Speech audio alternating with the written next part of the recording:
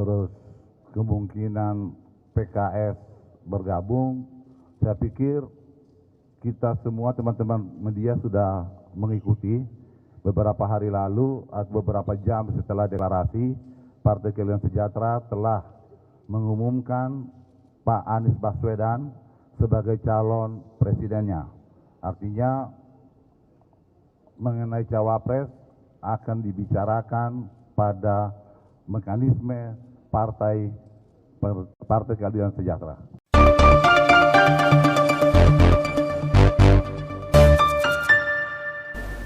Hai, berjumpa lagi dengan Om Ben. Salam seger waras deh.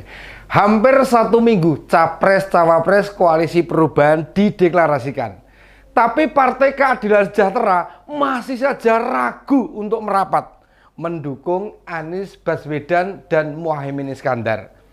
Dalam acara koordinasi antara Nasdem dan PKB, disebutkan Sekjen PKS, Pak Al-Muzamil Yusuf, katanya mau bergabung. Hingga akhir acara malah konferensi pers Pak Amin Ali dan Cak Imin tidak ada satupun perwakilan PKS yang nongol. PKS sudah menetapkan bila capres mereka itu adalah Pak Anies. Dan untuk mendampinginya masih tunggu keputusan Dewan Suro. Bukankah itu sebuah keanehan sikap partai politik? Memangnya PKS itu siapa? Mau atur-atur siapa yang jadi cawapres Pak Anies?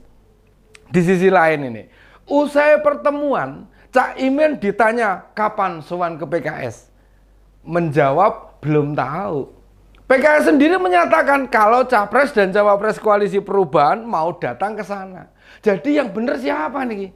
Koalisi baru kemarin loh dideklarasikan. Sudah muncul berbagai ketidakcocokan, pertentangan, serta kontradiksi. Partai politik di Indonesia itu kadang lucu.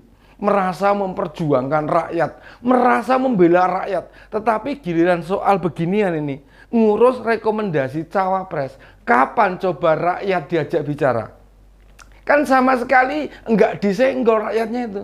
Pak Anies bukan kader PKS yang dibiayai perjalanannya Pak Anies. Usai dideklarasikan juga Nasdem. Yang banyak pasang baliho Pak Anies juga Nasdem. Giliran nentuin siapa cawapres, PKS mau ikut-ikutan, mau intervensi, ya nggak bisa lah. Tapi jika kita mau jeli nih, jelas maksud partai pimpinan Pak Ahmad Saiku bukan itu. Mereka lagi tertarik dengan apa yang disampaikan Pak SBY dan apa yang sedang diupayakan Pak Sandi. Apa itu? Terbentuknya poros keempat, yakni PKS, P3, dan Demokrat yang akan mengusung pasangan Sandiaga AHY. Apa menariknya poros keempat itu? Dugaan yang paling realistis ya soal logistik. Bisa jadi nih PKS mempertimbangkan kalau logistik Nasdem sudah terbatas. Apalagi pasca terbongkarnya kasus BTS, Pak Joni G. Plate.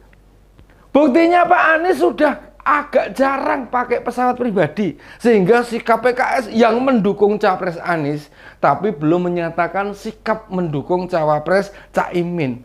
Itu kekonyolan yang sangat luar biasa. Nah, meski PKS belum bersikap, Nasdem serta PKB ya sabar saja menunggu. Ini ada semacam rebutan antara Koalisi Perubahan dengan poros keempat. PKS juga tahu bergabung pada Koalisi Perubahan potensi menangnya memang kecil. Tapi mereka memang fokus logistiknya lancar. Buat apa memburu logistik? Ya buat menambah jumlah pemilih partai, itu saja. Peluang kader PKS menerima kandidat capres-cawapres yang di poros keempat dibandingkan Koalisi Perubahan, pasalnya kader PKS punya ketidaknyamanan dengan Cak Imin. Terlebih PKB, mereka merasa tidak bakal keluar leluasa mendukung Nahdien. Lihat saja, jika PKS sudah bersikap, apalagi pilih poros keempat sebagai pelabuhan terakhir, pasti yang jadi sasarannya ya Cak Imin. Sudah banyak pergerakan yang dilakukan Pak Sandi untuk merealisasikan pasangan Sandi AHY dengan dukungan dari P3. Partai Demokrat serta PKS. Dan atas pernyataan Pak SBY, soal upaya bersatunya tiga partai itu sama sekali tidak ada bantahan dari PKS. Ini semacam peluang mereka bisa memainkan jadi partai penentu di poros keempat. Ditambah pasangan yang bakal diusung Sandiaga AHY. Lagi-lagi kader PKS tidak ada yang menarik untuk dipasangkan. PKS perlu menimbang, bisa jadi penentu di poros keempat atau menjadi pelengkap penderita di koalisi perubahan. Lah wong jelas-jelas Pak Anies milih Cak Imin atas perintah Pak Surya Paloh. Dan Pak Anies nurut saja, tidak punya sikap yang tegas. Mosok ya PKS masih mau bergabung ke sana? Mereka sedang merinci loh dengan detail. Bisa jadi sedang mensimulasi bagaimana bila ke koalisi perubahan dan bagaimana bila ke poros keempat. PKS dengan mengupayakan negosiasi belum tuntas, masih ada tawar-menawar harga. Baru setelah itu tancap gas. Begitu sairnya Bang Iwan Fals. Sudah jelas-jelas sikap Pak Anies itu patuh ke Pak Surya.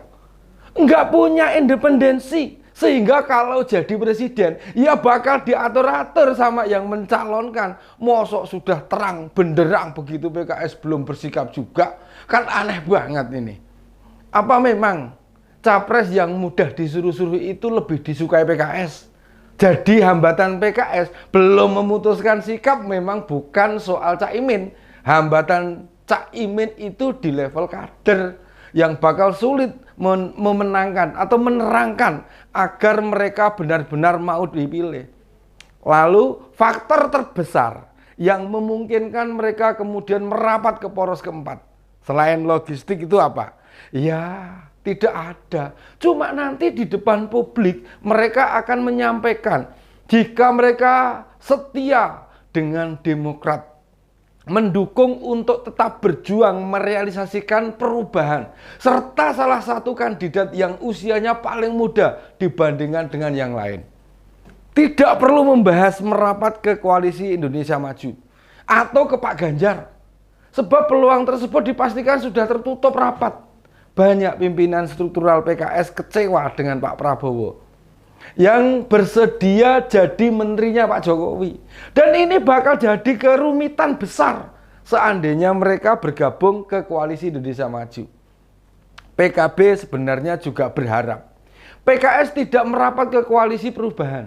Itu akan menjadikan mereka sulit bergerak di bawah. Diakui atau tidak nih, basis masa PKB serta PKS jelas berseberangan.